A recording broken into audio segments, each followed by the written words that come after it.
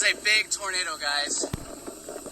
At least one tornado touched down this afternoon in central Wisconsin.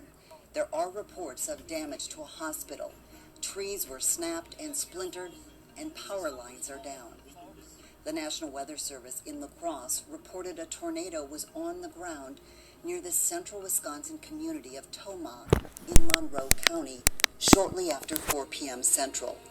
The tornado passed near or over the Interstate 90-94 interchange.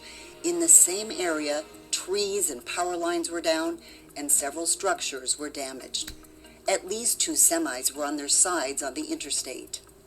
That tornado then moved into Juneau County, where more damage was reported, including possible damage to the hospital in Mauston.